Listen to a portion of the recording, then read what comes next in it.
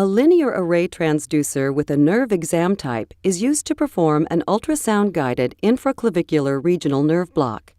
The target depth is approximately 3 to 4 centimeters in an 80-kilogram adult. The patient is positioned supine with the arm abducted 90 degrees and the elbow bent 90 degrees to move the clavicle posterior and permit a shallow angle of needle insertion.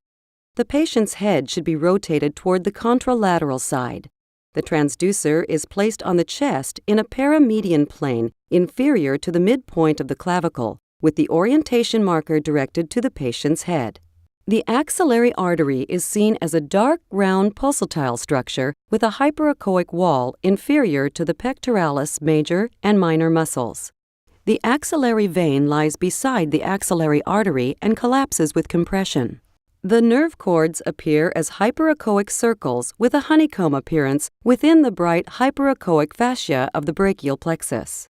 The transducer is slowly moved in a lateral direction following the course of the axillary artery. The nerves will split into a lateral, medial, and posterior cord. The optimum position of the transducer for the infraclavicular nerve block is as lateral as possible. The needle is positioned 2 centimeters cephalad to the transducer and advanced using an in-plane technique.